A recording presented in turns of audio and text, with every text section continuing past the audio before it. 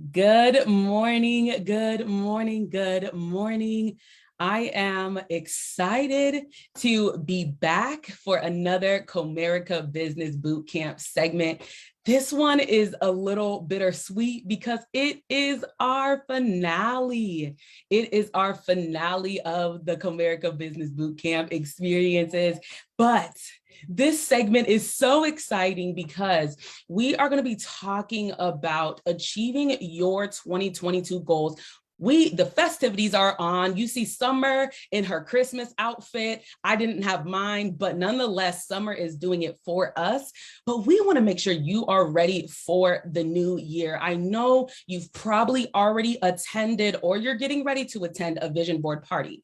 However, you need to be ready to actually put this plan in action. And so today we are going to be focusing on achieving your 22 goals. We're talking about purpose, we're talking about mindset, but even greater, we are talking about the execution. And I'm so excited because today we're joined by the purpose guru herself, IshaCogborn. And I'm going to tell you a little bit about her, but I have to welcome you. Come on in and get comfy because we're back. And this bootcamp series is presented by DiscoverHer Worldwide Incorporated and Comerica Bank. And I have to also say that we understand that COVID-19 affected communities across the globe. And so back in 2020, I talked to my friends at Comerica Bank and we wanted to figure out what the next steps would be to make an impact. And so we decided to put together 12 business boot camps on various topics that equipped entrepreneurs, subject matter experts, small business owners, and nonprofit leaders in order to do our part for economic sustainability.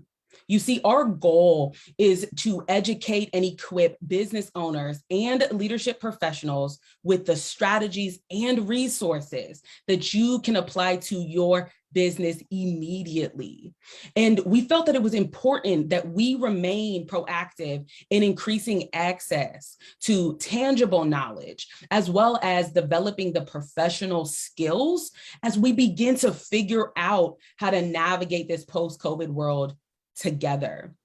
And so we are here for season 2, the finale of the Business Bootcamp. And for those of you who are new to me, hey, I am your host, Margot Blair. I'm a leadership development consultant at the intersection of faith and business, and the founder of DiscoverHer Worldwide Incorporated. DiscoverHer is a 501c3 nonprofit organization headquartered here in the Valley of the Sun, Phoenix. Our vision at DiscoverHer is designed to bridge generational gaps between diverse groups of women. And pre-RONA, we would do this through in-person professional and personal development experiences. This would be conferences, trainings, seminars. And so as we figure out how to navigate this post-COVID world, we are creating virtual experiences such as this in order to teach the fundamentals that may have been missed, to equip leaders with the actionable steps that you can apply to your business and life immediately, and to grow our networks, because experiences like this, we get to touch bases with people all over the world, not just locally. And so I would be completely remiss if I didn't welcome and thank the company behind the yes of bringing this vision to life. Summer Faussette, who is the National African American Business Development Manager for Comerica Bank. We welcome you, Summer. We are so grateful that you are here and that you said yes to helping us bring this vision to life. So, hey, Summer. Hey! Hi, everyone. Happy holidays. Yes, you see me here. I'm sorry. I'm in my ugly Christmas sweater. But, you know, if you can't wear it this month, then you can't wear it at all, right? But yes, I'm so excited to be here. Comerica Bank started our Business Bootcamp series with Margot.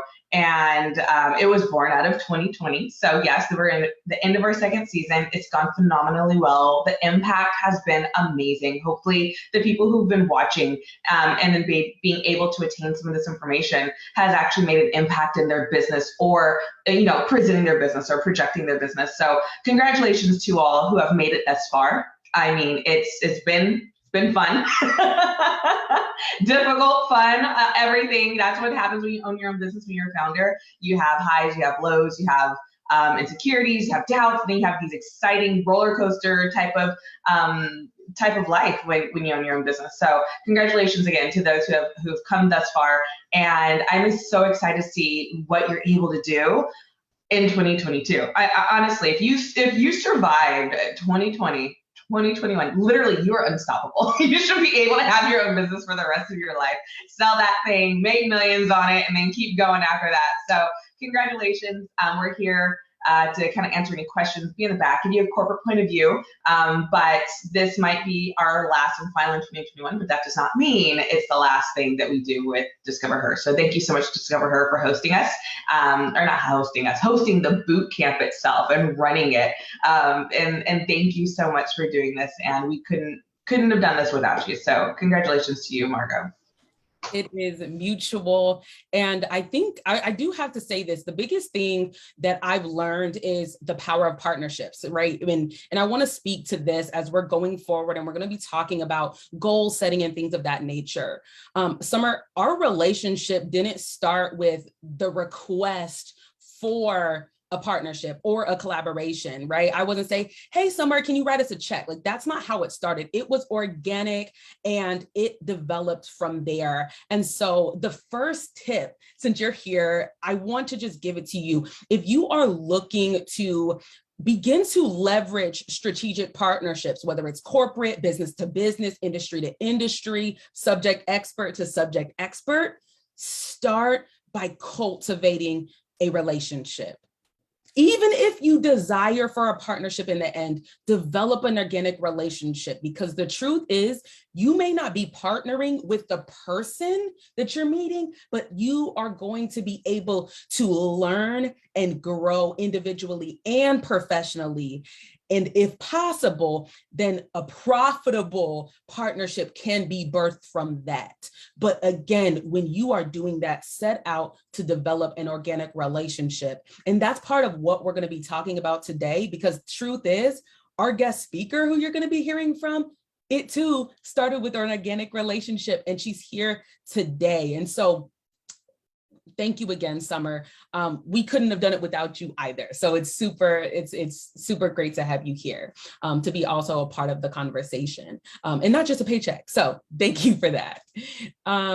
Before we dive into today's segment, we know we have some first-time boot campers in the room. And so we do want to welcome you and set the stage so that you know exactly what to expect from this type of experience. And so we want to invite you to be an active participant. But what does that even mean? First of all, have your notepad and pen, because our guest speaker, she is a wealth of knowledge, and you will want to be writing down almost everything that comes out of her mouth. So make sure you have your notepad and pen at the ready. When you hear something that resonates or speaks to you, let us know in the comments, say amen, or ooh, that was good, or even try and write the response to what was said. If you'd like one of us to provide any additional clarity, share that in the comments as well, and we will definitely revisit and expand on those topics. And then my team is here, and so we're going through and looking at the comments for any questions that we don't cover. We will have a Q&A segment at the end as well.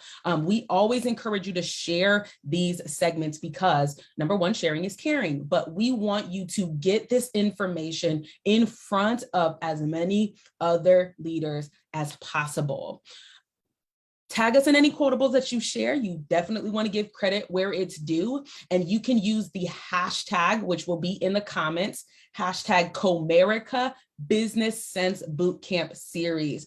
And really what that allows us to do is go back after the segment is posted and the replay's up and see what you all gained from these conversations.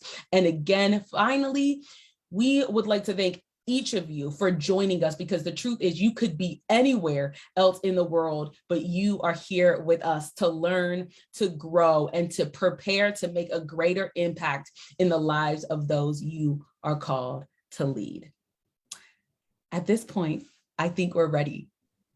The theme for today is all around goal setting for 2022. And today we are joined with IshaCogborn, the founder of Startup Life Support. I want to tell you a little bit about Isha. She is a founder of Startup Life Support, where she helps entrepreneurs overcome the fear, frustration, and isolation of starting a business. And she has over 2 decades of experience teaching experts, consultants, and other thought leaders how to make a greater impact with their messages. And she also has a comprehensive program that helps you develop the confidence and competence to share your voice on bigger platforms as a speaker, writer, and on-air personality. So Isha, welcome so much. We are so grateful that you are here with us today. How are you, my friend? Am just wonderful, Margot. I'm so glad that you invited me to be here. And it means so much knowing that this is the last installment, and to be able to close it out is such a privilege and definitely an honor. It's so big. Again, I think the really good thing that we're going to be talking about today is that our conversation is not just going to be this vision board conversation, right? It's going to be deeper than that. We are here to talk about preparing to achieve your 2022 vision. And this is part of the reason why I wanted you to have this conversation with us, because we're going to be discussing the importance of purpose vision mapping. We're going to be talking about strengthening your mindset and the execution strategies that really lead us to increasing our productivity, our profitability, and goal achievement. And so we're really going to start off with some high-level questions, and then we're going to dive deeper into the practical side of things, the practical strategies that will prepare and position all of us to achieve the goals that we have for our personal and professional lives. And so let's just get started. Why is having a vision important? Why is that even a thing? Why do we need to care as business owners to have a vision in place? Having a vision is important because you don't want to be running a business where you're flying by the seat of your pants. And when we don't have a vision, it is easy for us to just get caught up in every new trend, every piece of advice everyone gives us. Oh, Margot, you ought to be doing this. Oh, Summer, you ought to do that. Have you seen what this person is doing over here? Oh, I really think you should be serving this different audience. I really think you should go bigger. Oh, I think you should niche down and go smaller. People will have you all over the place if you have not set the vision yourself for your business. And so there is no way to effectively set goals when you don't know what the goals are even rolling up to. Where are we taking this bus? That you're already taking us to where we need to go. So when it comes to this conversation of putting this vision in place, where do we get started? Well, for me and for folks that I work with, it often starts with something on the inside of you. And this is where really the purpose conversation comes from. If you've noticed, the people that you're around or you have conversations with, they don't have the same desires that you have. And so there's something that is on the inside of us. I believe that God put it there, that you are uniquely gifted to accomplish. There is a reason you are on this earth. There are people you are called to serve. There's an impact that you are here to make. And so that is where it starts. You've got to go inward. What is that's on the inside of you? And the scary thing is it may seem completely impossible and inconceivable, but it's okay, because if it's put on the inside of you, it's yours to accomplish. Figuring it out, that's not your job yet. When you're writing the vision, your job is not to figure out how. It is just to capture the what, and capture the what in as much detail as you see it, no matter how big or how crazy it sounds. I think that's a really good question. That's a really good part of the conversation, because when we're talking about the what, we're talking about the why, and then the how kind of ends up working itself out along the way, right? And so one of the things that kind of comes to my mind about the vision planning is starting out with, what are you wanting to focus on through the year? Can you talk a little bit about how you plan for your year? What aspects do you focus on? So I was trying to look to see if I had it next to me. I think I moved it to my table, but on my desk, I literally have a document that's in a plastic, frame that has my next 5 years mapped out. Wow. And it started from the vision. What is that thing that I see that I believe I'm supposed to accomplish in the world? And some of the vision has honestly come from things I saw for myself as a child. Wow, yes. And at the time, it didn't make sense. I didn't know what that picture was that I was seeing, but as I got older, I started to get more clarity. So I captured all of it. But one of the important things to realize as you go from the vision to setting goals is to realize that you can do it all, but you can't do it all at once. And when you take that big vision and you're trying to set goals that can, this is stuff that it may take you 5-10 years to accomplish at the level that you see it, but you're setting goals to try to knock it out in 12 months, and that's just not realistic. Right. And you're setting yourself up for failure. Ooh. So in starting with the big vision, then it is, okay, let's look at what are those milestones. And so it may be, I want to be here in 5 years. I want to be here in 3 years. Now let's back up off that and think, what are the things that have to happen between now and then that get me there? And so then as you're setting your goals for the year, so if we're looking at big vision now, what are we doing in 2022? What is that step that I can take now with the resources that I have, with the time and the energy that I have? What can I reasonably accomplish? It may still be a stretch, but we don't want to be setting annual goals that it is like, Lord, if you don't step in and intervene, there's no way in the world this thing is going to happen. We want to be able to see a reasonable path to getting ourselves there if we put in the work to do it. You brought up two really good points, and I have to jump back to last month's segment where our guest, Bill, he's a leadership trainer with John Maxwell, and he spoke about high-performing habits. That was the topic for this segment, for that last segment.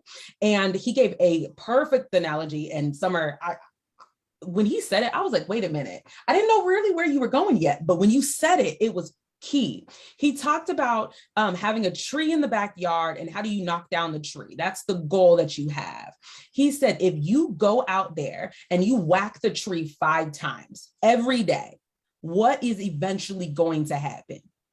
The tree is going to fall. But he said, every day, just swing it 5 times. That's it. Don't swing it 6. Don't swing it less than 5 times. And eventually you will achieve your goal. And what I thought was so big about that analogy was connecting directly to what you said. People sometimes set unrealistic goals. And we're not saying by any means that having a big, grandiose vision is unrealistic. But the timetable in which you desire to achieve the goal, that is where it begins to be unrealistic. Isha mentioned she has a 5-year plan, but there's some milestones that she achieves quarterly, monthly, weekly, annually to lead up to the ultimate vision of where she desires to be at year 5. And so as we're having this conversation, this is what we want to be in the back of your mind, regardless of what your big vision is, what you believe you've been called to do, why you've been placed on this earth. Begin to think about how you can deconstruct this vision and then set, or the way I like to say it is reverse engineer the process. If this is the end goal, if this is B, what are some mini goals or milestones that you can begin to set? And that's what you need to focus on. So that was the one thing that I wanted to say. And then the second piece was I was listening to a talk by Kevin O'Leary from Shark Tank, And he said there was a difference between women achieving their goals and men achieving their goals. Women will say, well, I want to grow by 50%, but men will say, I want to grow by 150%. And oftentimes the men don't reach that 150%. And they'll say, well, we tried, we grew a little bit. But the women who said, well, we want to achieve only the 50% growth, they surpass it by almost double. And I said, wait, what? And so I want us to talk a little bit about that, whether you watch that clip or no.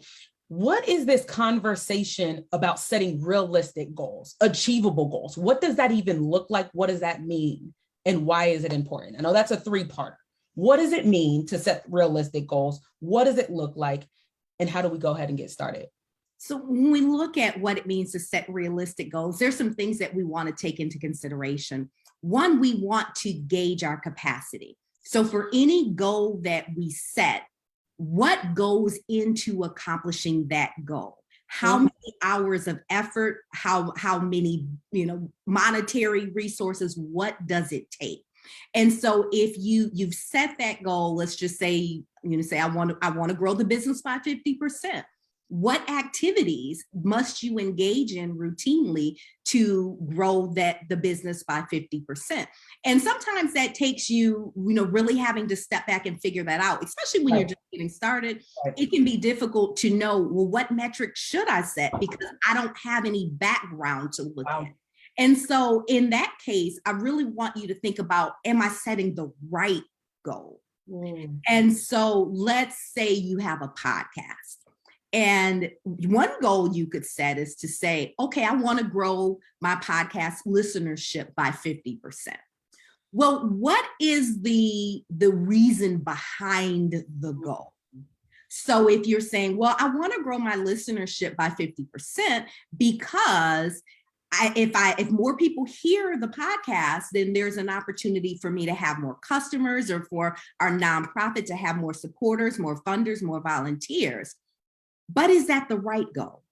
So let's think about this differently. If the goal is really what we're after is, I want more clients, I want more business, or I want more funders, I want more volunteers, supporters, whatever that looks like, let that be the goal.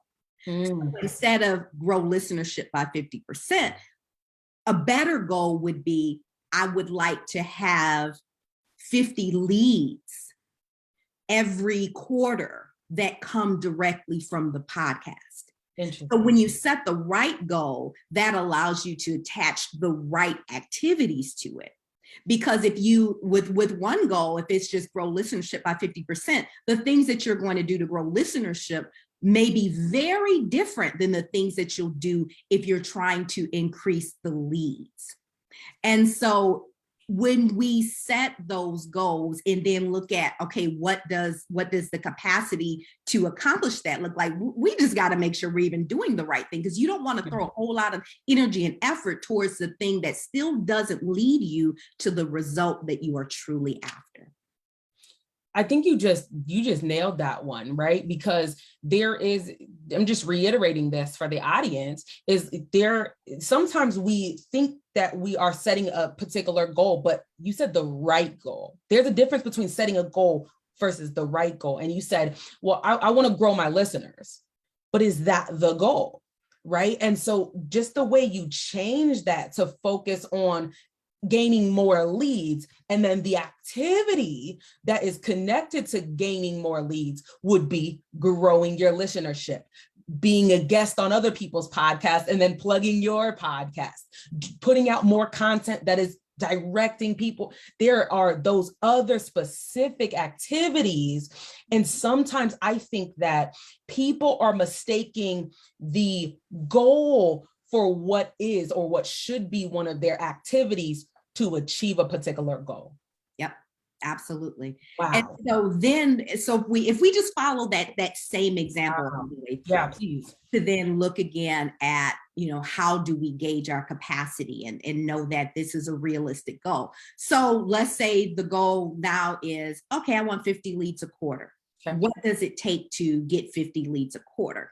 And then as you start to identify those specific activities, then you step back and you say, okay, what does my time look like? What do my resources look like? Does that mean I need to be on, a guest on 2 podcasts a month, 5 podcasts a month? What does that look like? Do I need to put some money behind some sponsored ads? What gets you there?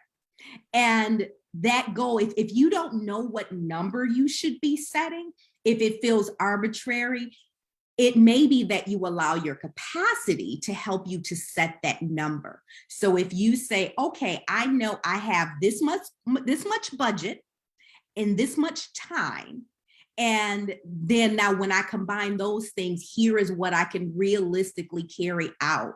Still maybe a little bit of a push, but I can be consistent here. And then let that set the metric that you're measuring. Again, this is so good. And I want to bring Summer into this part of the conversation for a couple reasons. One, we have listeners who are in not just the entrepreneurial space, but they're also in corporate, right? So their entrepreneur journey is currently a side hustle. And so I want to hear Summer's perspective for the 2 reasons. One, how do you navigate this in the corporate space? But then because you are also an entrepreneur, is there any difference for you when it comes to capacity and goal setting? Yeah, that's a fantastic question. And I think most startups start with people currently working and having a side hustle. That's just kind of the way of the world. It has been for the last 10 years, I believe. And it's exciting. And you kind of don't know what to do when you first start off, because when you're used to corporate, you're used to, a normal paycheck. We get it bi-weekly, semi-monthly, whatever it might be. You receive it and it pays your bills. But then when you have your side hustle, the money starts coming in and you have either extra spending money or you start to increase your business. So in the very, very beginning, when you have that side hustle, my number one thought process is figure out what you want that side hustle to do for you. That's your first goal. Like, do you want it as extra spending money, or do you want it as a way to get out of corporate? Like, figure that out. And if you don't know, then, after 3 months of doing it, see where it lands. If you don't have goals yet, if you don't have that baseline, I'll give you an example for what we did. So we've had several businesses throughout the years. And in 2020, we did have a separate business that was kind of born out of 2020, because the first 2 that we set weren't going to work because everything else was closed. So we had to figure out a different business strategy.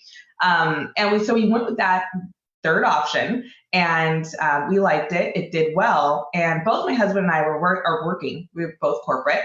And with this business, we set the goal for my husband, like, look, you cannot quit your corporate job until you make 5 times the amount of whatever you make in a month for the business. Because like, business income is gross. What you receive with your corporate income is net. So that pays the bills. So if you go apples to apples with business income and corporate income, it's not going, when you quit your job, it's not going to be the same. Because you might make, say, $3,000 a month with corporate, and you might make $3,000 a month with your business. But if you take that $3,000 a month from your business, and then you have all these other expenses that come along with it, you're just like, oh my gosh, I made $3,000, I spent $4,000. Like, it's gonna happen. So you have to have kind of, what is that baseline? And so every year we keep growing. So every year we say, okay, so it's doing this amount, it's doing this. So what are the new goals? What are the projections? What are we going to do? And so you have to kind of step out of the thought process of being a corporate employee and then start being a business owner, not a job owner, but a business owner. And then understand that in the first couple years as a corporate person, in banking especially, we see businesses, we typically expect you to be in the red, meaning that you spend more than you make for at least the first 3 years. And it's okay if you're spending more than you make, as long as you have something else to kind of tack onto it. So we always say, pay yourself. Yes, pay yourself, but understand that you're not going to be, at the full capacity that you want your business to be for at least, at 1 to 3 years. I mean, give it some time, give it some breathing space, and then kind of base your goals around that. So I hope I answered your question. I'm just giving you kind of my example of what we went through. No, that was 100% exactly what we needed to hear. So I mean, and I'll just sum that up, is employee versus business owner baseline. It's different. And you said that when you said that $300 corporate paycheck that you get and that $300 monthly income that you made from your business, it's not the same. And again, so you know my story with corporate, it was like a day. And I was like, this ain't for me. I'm gonna go this way. And so the reason why I'm like, oh, that was good. That's not something I can teach you, because I don't have that experience and I don't need to per se, but this is where it is important, where people like me just jump. And I was like, oh, I'm grateful that I know how to swim. That's not everybody's story. And what I mean specifically is there's some people who jump who don't have 5 times their corporate salary and then go into entrepreneurship. Some people have one client who's on her last 2 sessions and they're like, oh, your bills still expect to be paid. All right, we're going to pivot, right? So that was my story. I don't want that to be yours. Okay. And so Summer, no, that was so much value in that example. I do have another question for you. But Isha, I don't know if you wanted to have any response to what Summer shared. No, I mean, I just, second everything she said. I was in corporate for 12 years myself and got out after 9 years, was on my own for 5 years, and then went back for 3 years, and then went back to my business being a hustle on the side. And, first time I left, I had a severance package, but I left even then knowing, before I left, I knew this is the number I need. This is what I need sitting in my bank account to quit. And it ended up being my severance package. And that's when I knew, oh, I don't have to get a job, because I said, this is the number I need to start the business. And then when I went back to work, because the numbers weren't adding up for a while, when I got ready to leave again, the same thing. It was, what is that number? And then so I knew, how much do I need to bring in recurring income to be able to quit my job? So that was the goal. Hit this number in recurring revenue every month. When you hit this number, project it out for a year, then you can quit. And so I knew I wasn't making a decision based on emotions. I was making a decision based on the data. And then I knew when I come home from work or on the weekends, I knew the activity that I had to be engaged in to be able to work towards hitting that number. But without that goal, without knowing what the number is, I could be coming home and on the weekends, and your every spare moment is going to the side hustle, but you're not working on the right things because you don't have the right goals. And so now you're just tired. You're just tired, and you're going to have that job forever because you're not working on the right things. Again, that is key. You said make the decisions based on the data, not the emotion. So I want us to do 2 things. One, Isha, I want you to walk us through a little bit more of that mindset, right? So we're going to go back. We're going to go back to this time where I phrased it, created your own severance package. Let's walk them through it, because even there's some people who are transitioning, right? Who have the business as a side hustle currently, but there are also people who jumped and they are struggling right now. So if they did not create a severance package, let's go and give them some strategies. And Summer, feel free to jump in here. Let's give them some strategies for them to create their severance package, even if for some of them, they got to go back to corporate or they got to go back to get a job. And that's one of the goals that they need to set for 2022. Primarily in January, is applying for those jobs. So can you talk us through that creating your own severance package process? So first of all, let me say, and this is a mindset thing, don't be afraid of having to go back to work. Even if you've been a full-time entrepreneur for, I don't care, 15, 20 years, that's not a sign of failure. Nope. That is wisdom. Yep. And it is very difficult to be able to do the right things in your business when you're worried about how to keep the lights on, because you are desperate. Yep. And people sense that. And then you're going to say yes to the wrong things. And in the long run, you'll end up building a business that you don't even want to run, because it's a desperation business. You're just grasping at whatever you can that's going to bring in a little bit of money to be able to pay a bill. So instead, if you find yourself in that place and you're struggling right now, as you look at your 2022 goals, it needs to be focused on what is the fastest path to cash. And so it isn't, let me spend a lot of time building out all of these marketing platforms and doing all this. It's, who do I know who has the problem that I solve? And let me pick up the phone and let me call them. Let me reach out to them one-on-one. Not let me spend all day on social media and hope they see my posts. If I know who those people are, let me reach out to them individually so I can have those conversations. And in order to do that, you got to be clear on who your ideal client is, what the problem is you solve, so that you know how to have a conversation that leads to a yes. So if you haven't done that groundwork, I know there have been some other sessions in the Comerica Business Bootcamp that can answer those questions for you. So we'll figure that out. But what is that fastest path to cash? Know what that number is that you need. Know what that translates into. How many products is that? How many coaching packages is that? How many widgets, whatever it is that you sell, how many of those do you need to sell to hit that number? And is that a number that you can realistically serve? If it's like, I got to have 100 coaching clients in that I got to work with in the next 3 months, that's not realistic. So then what that means is, no, I need to raise my prices. Because if it is, I have the capacity to work with 15 people, then how do you package your solution with a number attached to it that allows you to reach that number? Like for me, I know I don't want to be chained to my desk all day.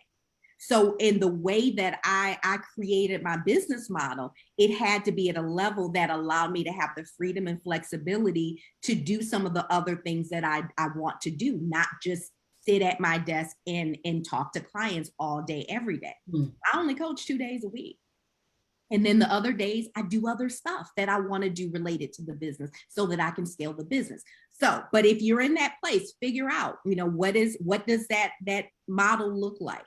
Do you need to change the way that your solution is packaged, so that you can reach that number with the capacity that you have right now? And so then figure out, now, what are those metrics that lead to that? How many conversations do I need to have that will lead me to X amount of yeses? Because the reality is everybody is not going to say yes. Right. And that's okay. We don't expect them to. You go into the conversation excited, hoping that they will, but the reality is it just won't happen. So if you need 15 clients, how many conversations does that mean? Does that mean I need to have 60 conversations? Because I probably have about a 25% conversion rate. 25% of the people I talk to say yes. So if I need 15, that means I need to talk to 60 people. Yeah. So now how are we reaching out to people? What are we doing? That's then when you can start to bring in social media, start to bring in some of the things that then allow you to have more conversations, because at some point you may have exhausted that prospect list. But those are the types of goals that we want to be setting. What are those measures that we know lead to the outcome that we truly desire? Not vanity metrics, but what are the true results that we want? Again, so good. And I want to say this because there's some people in the back who need to hear this.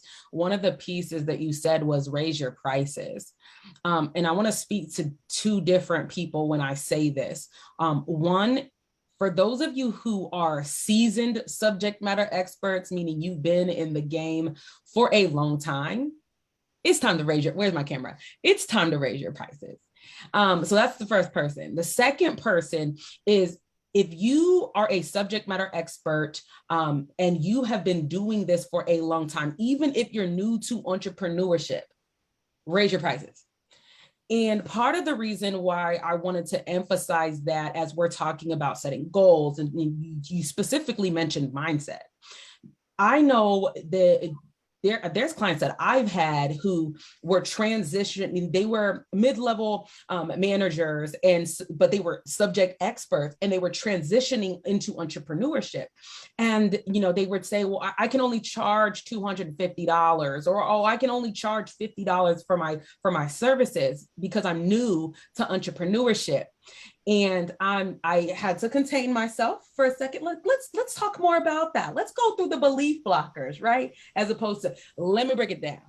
And once we address the belief blockers, what were the beliefs that were standing in the way of saying, I'm transitioning out of corporate and I'm going to, out of the gate, as I start my business, charging $2,500 for this service, or $12,500 for a 6-month program or a 1-year program. How do we get from I'm charging only $50 because I'm new to I'm new and here's my rate?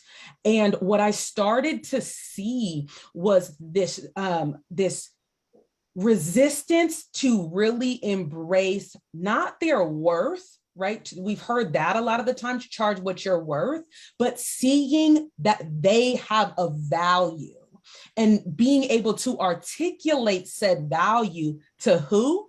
The person who has the problem. That's right.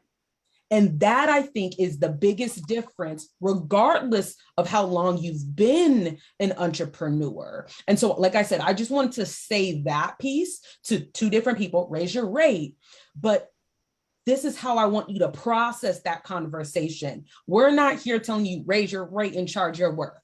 That's not what we're doing here. We are giving you practical strategies. The reason why you can raise your rate and why you should is because of what Summer said about the employee versus the business owner baseline.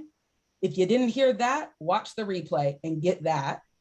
And then the second piece is understanding that there is a person who will pay what you are requiring to help them achieve that problem. And sometimes if you are not charging a premium price point, people aren't even going to take you seriously.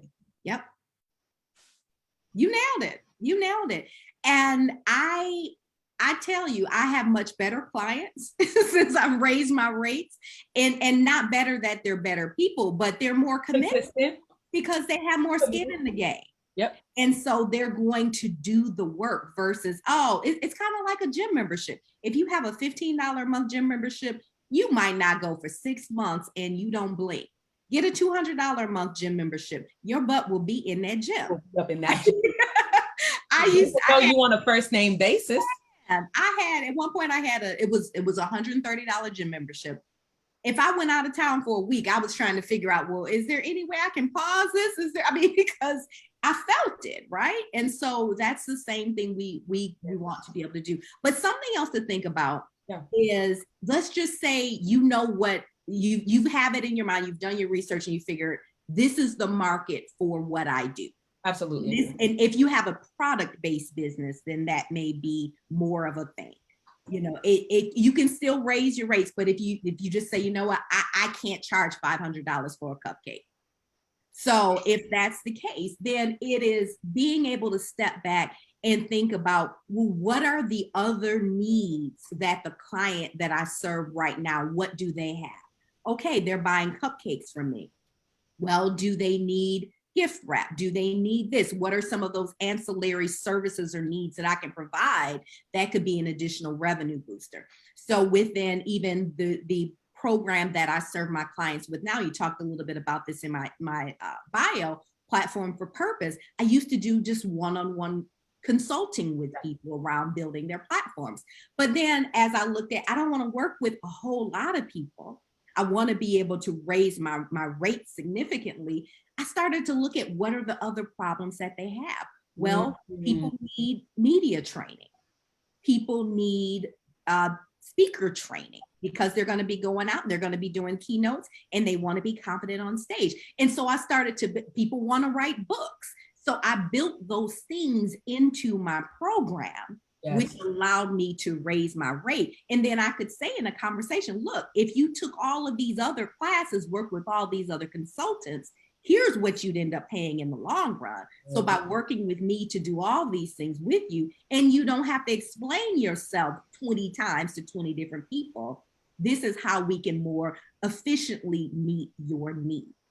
And it was a no-brainer for people to be able to say yes to that. So get creative if you're just really struggling and feel that the market won't bear the price point that you want to put on your solution. Again, so good. And when we're going through these conversations, right, you know, like we're talking about the goal setting process, but this is why I said I wanted us to talk about goal planning versus goal achievement. Because I feel like, I've sat in sessions and that achievement, the execution, the plan and action is missing. Mm-hmm. Specifically for the entrepreneurs. And this is why I'm so grateful that we have Summer here, because in the corporate setting, now I did work for other people, so I know this, the tasks are given to you, the objectives are given to you in the corporate world, right? And when you have a specific role, you do said things. You don't have to come up with a vision. You don't have to make sure that it's meeting the bottom line. You don't have to do any of those things when you're working for somebody else's company. But when you, the business owner, is the one who fishes, is the one who gets the fishing equipment, right? And you're doing all of the things, team or no team, the conversation changes. And there are more responsibilities that you have to own as the business owner. And so this is why I believe this conversation is so paramount right now, not just because it's the new year, but there's a shift that's happening because of COVID, right? Tons, hundreds, thousands of people were laid off. Like literally no money.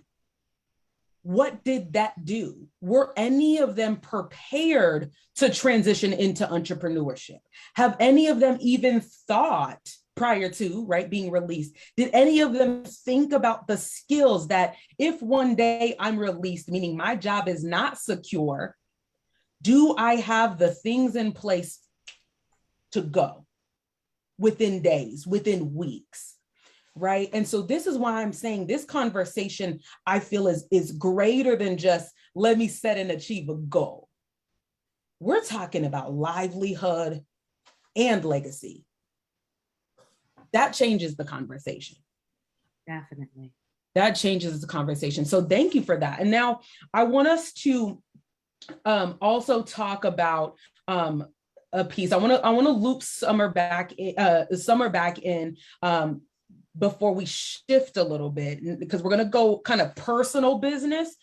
Summer, you were talking about the employee and business owner baseline a little bit earlier in our discussion. And I know as a banker, it's really important to separate, for business owners to separate personal expenses for business expenses. And as we are talking about the goal planning and what you need to invest in and what are your resources and capacity and all of the above, can you talk about not just keeping your business and personal expenses separate, but if you are strapped for resources and your business is not generating, what do you do? If all I have is my personal money, what do I do? Yeah, that's a really good question. But honestly, when you're strapped for money in your business, meaning it doesn't have, you don't have enough, income for the month, and you have to get it out of your personal, that's okay. Do a deposit into your business account from your personal. And this way it's no longer transferring, because you're not buying groceries out of your business account. That's what we mean by not merging the two. Don't buy personal items out of your business account, but you can always make deposits into your business account to pay for business things. And then if you need to pay yourself out of the business, do the same thing. You can write a check or deposit money from your business account to your personal account, and that will just show up as payment, depending on how your processing system is. Yeah. But when you're strapped for cash, you're like, I need money, and I don't have any money in for business. I don't have any money for personal. You have to start rethinking, number one, the vision, where your money does come from, and then what do you already have that might garnish money for you at that point. So before I touch on that, I do want to make mention for those who are not in that position, now's the time to get lending. Okay. I know it sounds weird, but you get lending when you don't need it. Because as a bank, we're investing in you. We want to invest in a successful business, a successful, well-rounded minded person when it comes to giving money. Giving money isn't something we have to do. Giving money is something we want to do. So we want to see that money come back. In order for that to happen, you have to be in a position to pay it back. So if we're lending $50,000, we want to see that you have the capacity to pay back $50,000, whether it's monthly increments or whatever it is. So a lot of people are like, I don't need it, I don't want it. Well, no, you don't need it. So now's the time to get it. So it can show that you can afford it. Because if you get to a point where you have negative money, negative credit, whatever it might be, as a bank or as an asset, just think like if you went to your grandma and you said, hey, grandma, I'm going to pay you back next month. No problem. I just need the money. Grandma's going to write you a check. But if you're like, hey, grandma, I just got off the streets. I don't have any money. I don't have a job, but I need some money. Grandma's going to double think and be like, look, maybe you can bake or wash some dishes. And then maybe I might give you a little bit, but I'm going to be on you, because grandma doesn't trust you. Same thing. Bank's not going to trust you if you don't have the money. And you have to do something to get that money. So, one of the things that I do it's just kind of off the cuff. It has nothing to do with banking. It's just looking at your personal situation. You have to look at the economic strategy of what's going on in the world. So when you do that, I know it sounds kind of big, but let's kind of bring it, narrow it down to where you're at. Let's say you own your own home and you see the economy. Guess what? Home prices are going crazy. Let's say you don't have the best credit to take the equity out of your house, but you might have what's called PMI. It's private mortgage insurance. That's what happens when you owe more than 80% to the value of your home when you first purchase it. Banks put this insurance on there to guarantee they get their money if anything ever happens. I know it's a lot of information, but break it down. You look at your escrow account, you look at your payment on your statement. Go online, take a look at your statement and see, do you have an escrow, you have interest, you have principal, and you might have this thing called PMI. That can be removed once your value goes basically above that portion of that 80%. So let's say before normal numbers, before your home was valued at $80,000, you owed $80,000. You're at 100%, you're going to have PMI. Let's say now your home value is $100,000 and you owe $80,000. Now you have that equity, they can remove that PMI. They can remove it. So that extra payment that you were making every month, you don't have to make. So guess what that is? That's extra money in your bank account that you don't have to worry about. So you have to kind of take a look at some of the things that you're doing on a daily basis that might not be done just based on the economy.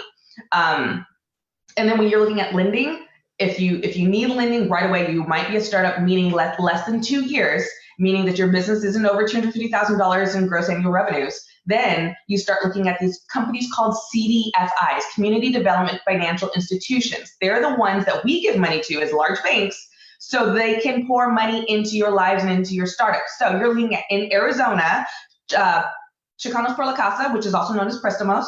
You're looking at Dream Spring, which used to be Acción.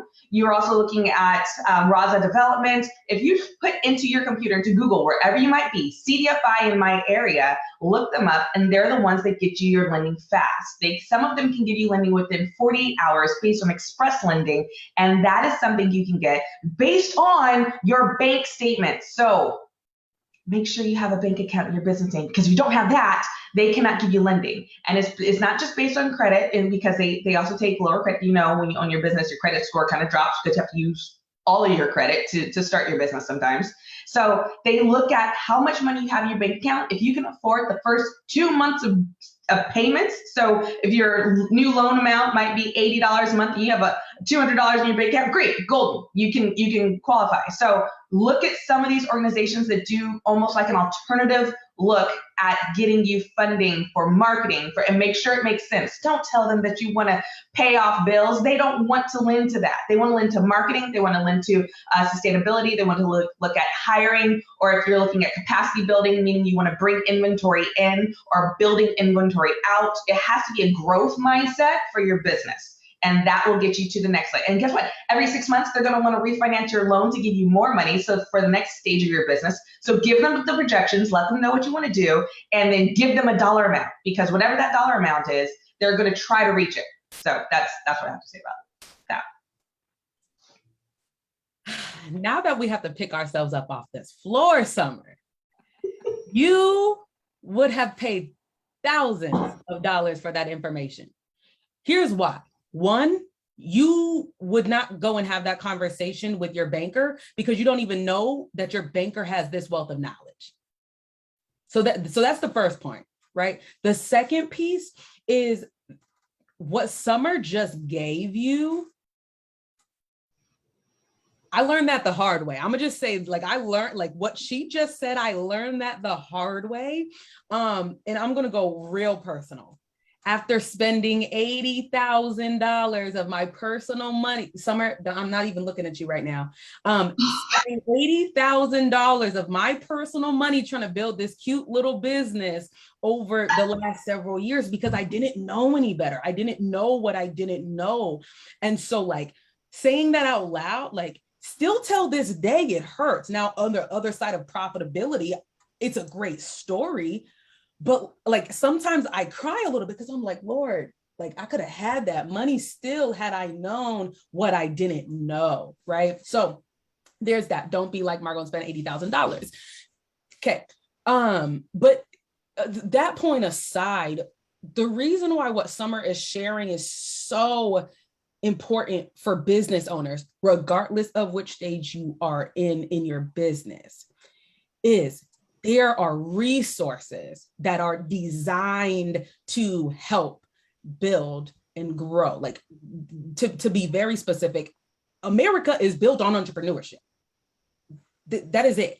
And now more than ever, our focuses are economic sustainability. That is literally one of the core pillars for almost any corporate initiative. If they have any community plan, and Summer can back this up, I promise you, y'all know I'm not in corporate, but I know this, not just because of my partnerships, but this is what these companies are doing. Their initiatives for sustainability, one of them is economic sustainability. And so they are creating budgets with hundreds of thousands of dollars specifically for you, like with you in mind, and you are not raising your hand. So take heed of what Summer said and look up CDFIs in your area, because again, not everybody here is just in the Valley of Phoenix. Look them up. Figure out how you can leverage that if that's where you are. Summer also mentioned consider lending, and I'll share that side. During COVID, I reached out to the SBA. I had no clue, had never done business credit before. And I said, hey, this is where we are. We got a lot of our profits from our annual conference and we cannot. So what can you help us do? And there were certain things that I was vulnerable about because I did not know. And I'd rather have shared transparently. And then they said, sorry, we can't help you. I did not go and say I wanted to pay bills because that wasn't the focus. I knew I needed my cut that I would have normally got from my conference. I'm just going to say that was it's 5 figures. How was I going to do that when I was not having this annual conference? Okay. And so when I shared that information with them, they asked me some questions, gave them the feedback, and I qualified for a 5-figure loan. Now, I want to take some time to talk about that piece, Summer, because you're mentioning, the credit and really considering that for your business. Mm-hmm. And as we're talking about the goal setting and all of this, you do want to make sure that you can pay it back, regardless of what you're accepting. Like that's a big deal. Don't just go and say, oh, Summer said this and Margot she said she accepted this. So now I'm just please don't overextend yourself. That's just as bad as spending $80,000 of your personal money and a little bit worse. Like, let's be clear. Okay. But when I did that, I had a plan before I even said yes on what we were going to do to grow the money and to pay it back within a year. So that's what we had to do. And then during that time, we were, doing what we needed to do, but we got a notification saying, hey, you can increase it. And we got to increase it to be able to do more things. And then profit came in from that. And so now we have like this little pot that we're really not even touching, to where the money is going back as we're spending it. And there's now more than what we got from the loan. Already there's profit. And so again, there may be so much in what Summer shared, even in my example, because it's a personal example of what Summer was saying, but just take the time to do your research, ask the tough questions. And then if you don't know what questions to ask, when you're having this conversation, say, did I miss anything? Are there any questions that I may have overlooked? And if they're a good banker, they should say, hey, most people have these questions, or you may want to consider this or set up this. And then again, if you still feel that you are missing something, reach out to Summer or some of our other connections at Comerica Bank, because that's who I bank with. And I'm able to have some conversations that I didn't necessarily have before, because I didn't know to have them. And what I mean specifically is sometimes I'm getting information that I didn't even ask for, because they're about their business. They're about helping me with sustaining my own business. And so again, not just to ride the train of Comerica, but just at the same time, you really need to understand that when you're an entrepreneur, when you're a business owner, you need to be in this for the long haul. Not just a little bit of pocket change, but sustaining your own business. This is so good. So Margot, good. if I can just jump in there and say, that's one of the challenges, going back to starting with vision and starting with purpose.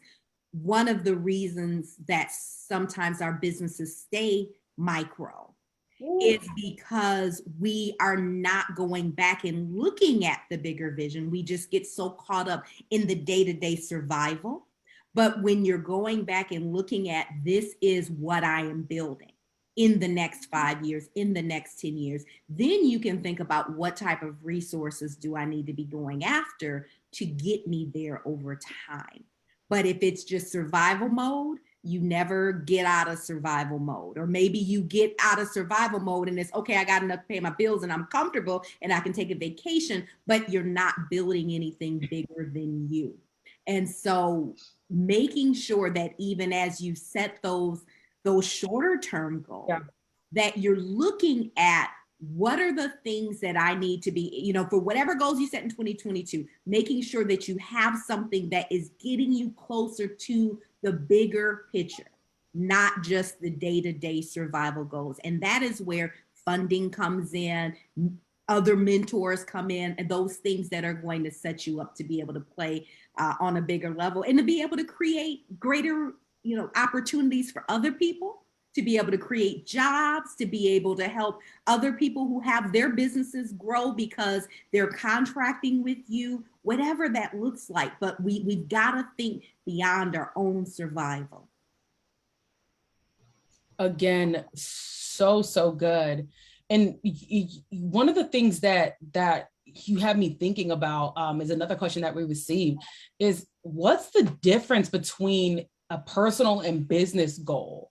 And I want us to really kind of transition into this, because we started with the mindset, then we even went like real deep, real practical when it came to actually talking about the money side of things, of goal setting, right? Sustaining your business. But I want us to talk about the difference between personal and business goals.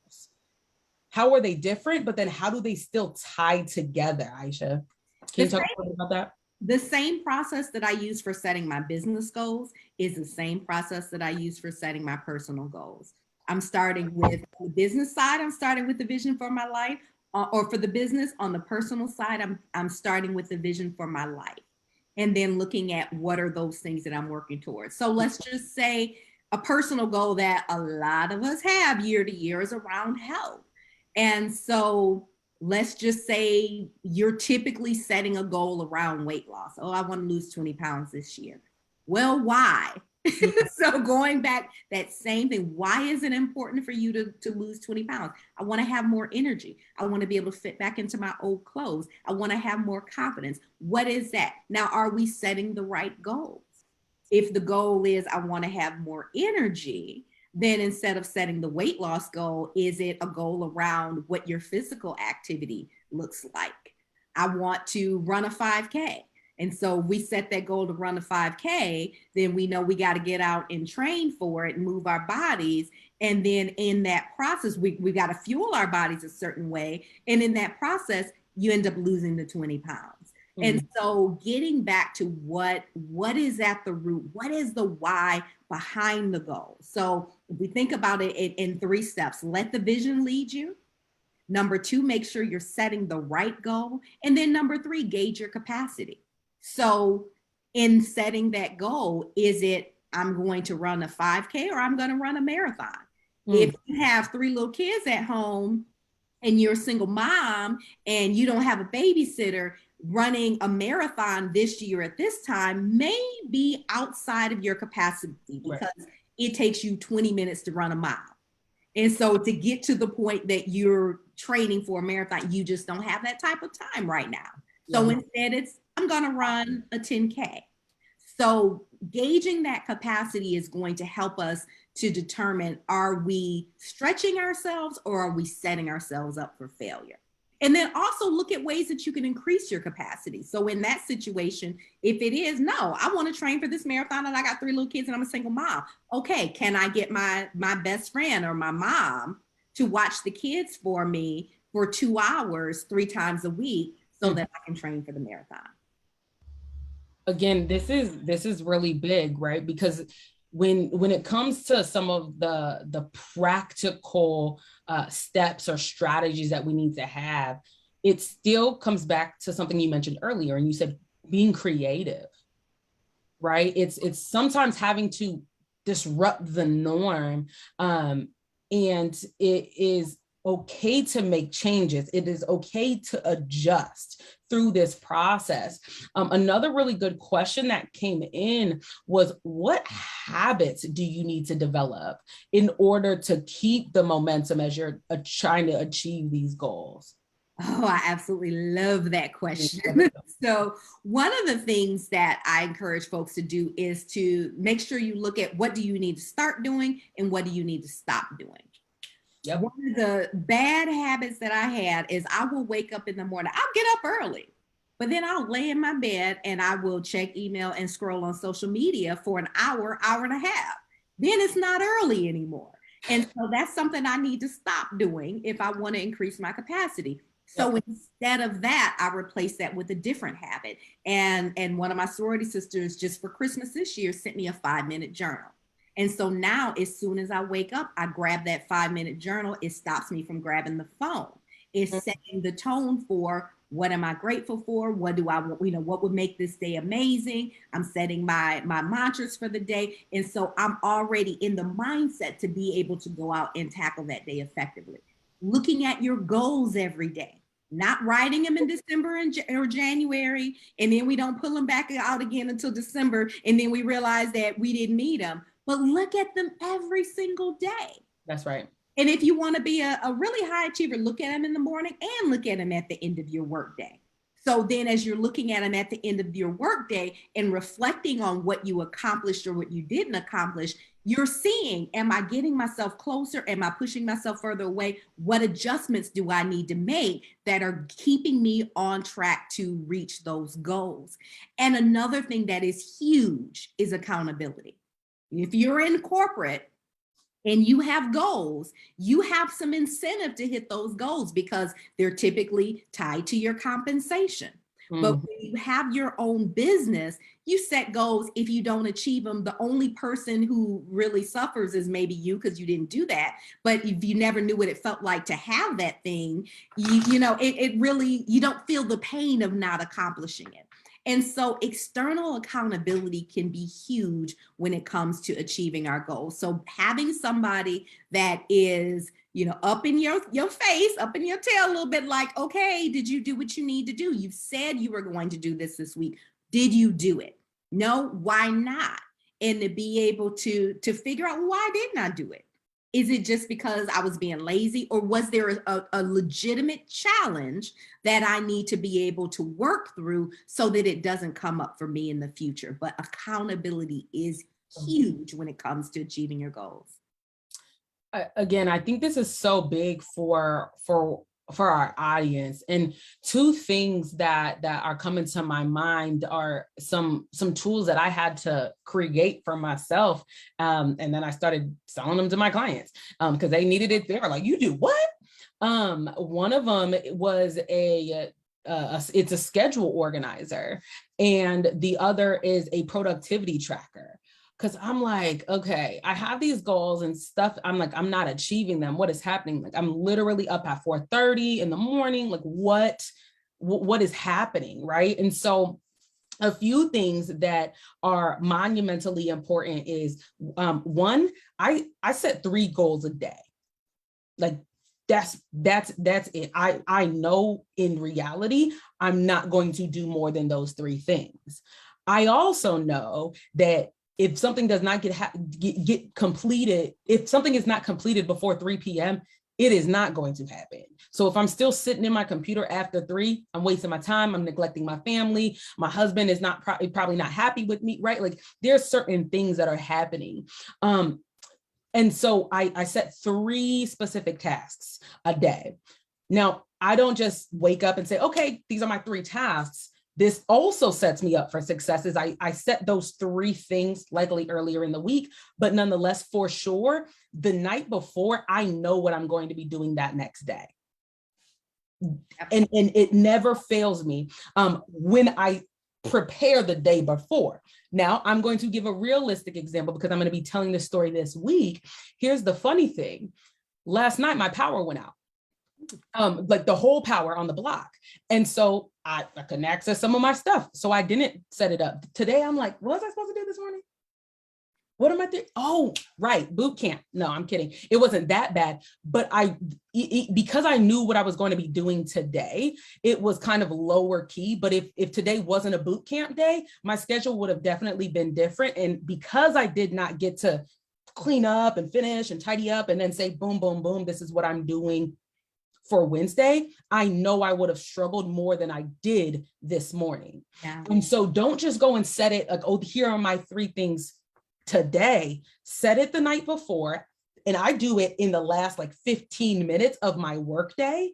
That is, so I'm actually already done with my work task at about like 4:45, and then 5 p.m.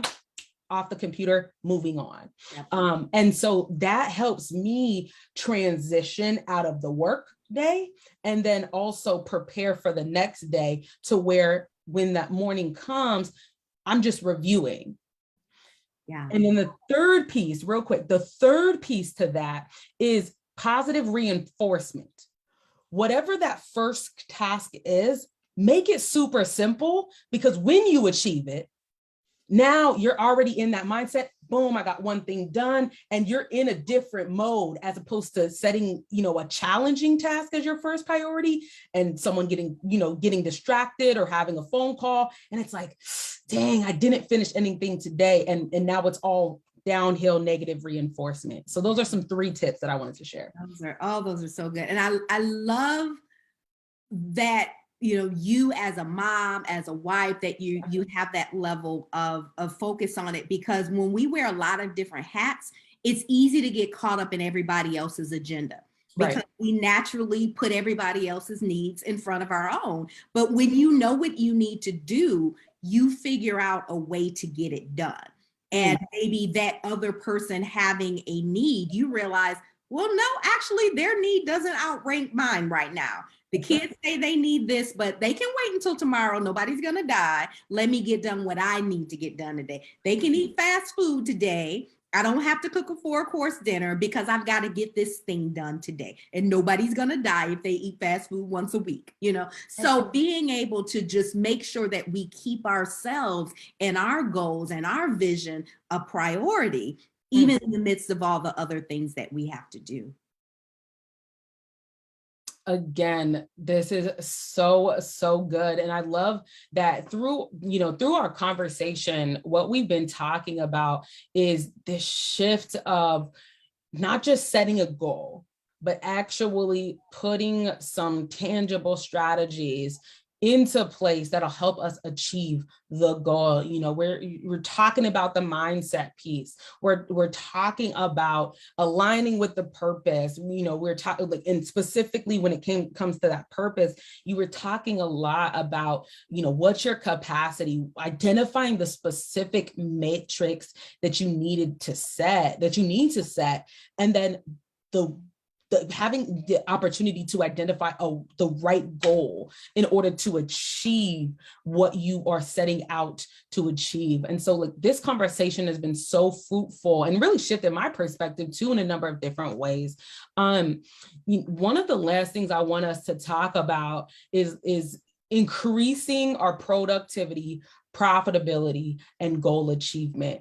When we're talking about putting these plans into place, when we're talking about actually executing on them, how do we go ahead and increase our productivity? Like what does that actually look like if we haven't been doing it before? Know thyself. That is something that is critical when it comes to our productivity. And you talked about this, Margot. You said if you don't get it done by 3 o'clock, it probably isn't going to get done. And so we have to be honest with ourselves about the way that we're wired and the way that our energy naturally flows. And I think more often than not, we spend our time trying to fight against nature and turn ourselves into somebody that we're not, or make ourselves wired in the way that we're not. Like I know for me, and this was a struggle for me when I was in corporate, I am not a sit at the desk all day type of person unless I'm working on something creative. If I'm doing that, I can totally get lost in it. But if it is just knock the stuff off the to-do list, I'll get one thing accomplished and I'm like, okay, I need a nap now. Let's go lay down. You know what I mean? I conquered the world but I know that about myself. And so then there are certain things that I put in place. One of the things that works well for me is the Pomodoro method. And so that's where you take a timer. So you could take your phone and set the timer and set it to either 25 minutes and you work nonstop and give yourself a 5-minute break, or you work for 50 minutes and you give yourself a 10-minute break. Now, here's the thing. When that timer goes off, even if you're in a good rhythm, get up, stretch, go to the bathroom, get some water, get some caffeine, whatever you need to do, because we will tend to sometimes go into these long grind modes and then we burn ourselves out. Then you're worn out for the rest of the week. Yep. But if you allow yourself to work in those spurts, and that timer's going, so I'm not checking email, I'm not getting distracted, we're not moving until it is time for me to take a break. And so if you struggle with focus, then that is something that can work well for you. Yes. Even though the physical places where you're more productive. I can work in my office for certain tasks, but if I know if I'm writing, I need to get out of the house to write. I have written all of my books at somebody's diner or hotel lobby or somewhere else at 3 o'clock in the morning because I'm challenged to write at home, but I know that about myself. And so instead of trying to make myself, no, Isha, you're going to sit here and you're going to write these 2 chapters today. No, I'm going to get out of the house. I'm going to go to somebody's 24-hour diner and I'm going to eat and I'm going to leave them a good tip and I'm going to get my writing done. I'll let them know ahead of time. You don't have to check on me every 5 minutes. I'm going to be here for a long time, but I'm going to take care of you. So they're not mad and annoyed and, turning up the AC to 50 degrees and trying to freeze me out, so, and bring your own water when you do that too, because after a while they'll stop bringing you water, but just know what works for you. And build your day, build your week, build your, those cycles around what you're naturally inclined to do instead of fighting against yourself. Again, this is really, really good. And one of the things, just to your point, Isha, I mentioned earlier, my little organized life scheduler is what I call it. And the difference in the conversation is really if you are what I call an AMer or if you're a PMer, meaning you get the most of your tasks done in the morning. Do those things in the morning. But if your day, like the actual daytime hours, do not allow you to do that, you have to really figure out what your schedule is going to be in the PM hours. And so again, just to reference like what my schedule, what my day in the life looks like, I know from 4:30 to like 9 now, because my baby, my 19-month-old just changed his sleep schedule. Praise the Lord. I get a little bit of extra time. So like my 4:30 to 9:30, I'm now realizing that's when I got to get work done, because after that, now the household is up. Well, guess what happens? It's almost 11 o'clock before I can get back into my computer. Well, guess what that means? Now it's lunchtime. And guess what that means? Then it's nap time. And guess what? Now my 3 o'clock, And so if I did not do what I needed to do from that 4:30 to 9, I got to start over the next day. Yeah. And if you keep doing that, you're not going to see certain results. And then you start feeling bad. And then you're now yelling at your kids for being hungry for breakfast, right? We don't need that life. And how dare you be hungry? How dare you, right? Exactly. And so that's why I wanted to just go back and emphasize or really stress identifying that schedule. And actually, you said it, lock in. Set the timers, get up and stretch. You may not be able to leave, if you have kids or family, you may not be able to leave and write in the morning, but what can you do? And that conversation pivots for the PMers. If you know that because of work, right? Corporate, if you're side hustling, you got to come home and do supper, whether it's for a family or for just you. And you only have from 6 p.m. to 8 p.m., you better hone in and lock in for those 2 hours on whatever your tasks are for your business, and be okay with that 2 hours. Make the best of those 2 hours. I tell you, when I went back to work full time and was still running the business on the side, I would, because we're on the West Coast time most of the year, I would have maybe a coaching client in the morning before I went to work. So I may have a client at 5 or 6 o'clock in the morning, but in the evening, I knew that I didn't have the energy to come home and work on the business. I just didn't. So I didn't try to fight it. But what I did know is if I got really disciplined around my weekends, I could get a whole lot done. And so what happened for me, and I knew this was just a temporary thing, it wouldn't be forever, I basically started saying no to everything outside of my family priorities and the business. I stopped volunteering. I stopped going to everybody's get together, baby shower, every little thing that was going on. I said no. And those weekends, that was me working on the business. And I would do that and just make sure I got a little bit of rest and was well rested to go into the work week and back to the job. But all of that extra stuff, I stripped away for a couple of years so that I could hit those numbers, accomplish those goals, and be able to quit that job. And it happened. And now I'm back to being able to hang out on the weekends. Yeah. Look, now I can go outside again, right? Well, I think this conversation has been so fruitful. Isha, I do really have to thank you for joining us for this conversation.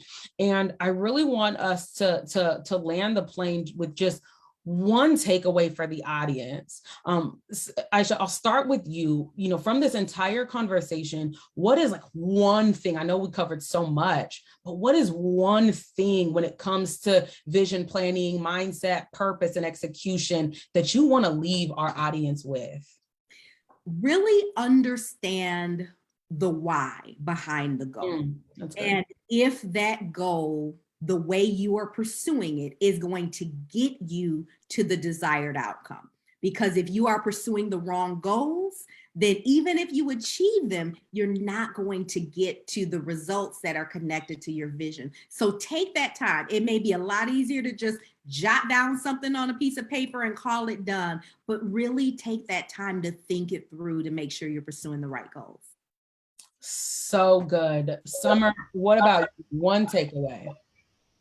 One takeaway is honestly, enjoy the journey. I mean, if you keep going, I need to hit that goal, just enjoy what it took to get to that goal so that the next year or the next phase of your business, you can say, I accomplished XYZ. I know I can get to the next goal. And then your goals can get bigger and bigger and bigger. And then you certainly aren't by yourself. You always have resources. And I would have to say that my takeaway for you as we're having this conversation of goal setting and goal achievement is be willing to change your mind and grow along the way. Be willing to change your mind and grow along the way. Thank you so much, Isha, for joining us. Summer, thank you so much for really being part of this vision. And, I want to say this without getting emotional, and also respecting everybody's time. But I knew because this was going to be our final segment that I had to say this piece. For anybody who's looking to build something, anybody who's looking to partner with somebody to build something. In 2019, I partnered with Comerica for my nonprofit DiscoverHer's annual Woman in Action conference. But when COVID-19 hit, we wanted to learn how to do our part for economic sustainability, as I said earlier. This is the 24th segment that I've hosted. It is so bittersweet. I'm literally trying not to cry, but we have come to the finale because of the things that we with Discover Her and what I'm personally moving into in these next seasons. And so when you move into your next season, you graduate from good, which this was so good, so impactful, to great. And I want to drive this point home. And when it comes to being willing to change your mind and grow, you see, we have organically reached more than 15,000 people with these bootcamp segments, 7,000 people virtual views. We've welcomed over 130 live guests. And we've partnered with an additional 24 subject matter experts for the bootcamp. I really want you to understand that there is no other way to put it, that this was the work of God. And I'm so excited to see what Comerica and I still do together, because the world is changing. We have to pivot. We have to change with the times.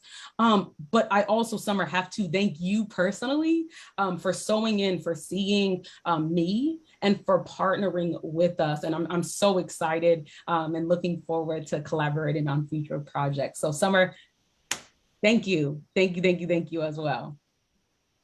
Absolutely. My pleasure. So that is it. That is all we have for you today. You all still have access to all of the bootcamp segments. They're over on our YouTube channel, Margot Blair. And keep plugging in, stay connected, because there is a lot more on the horizon. This is not done. We are not finished yet. So we are so grateful for you. Until next time, let's continue making an impact. God bless.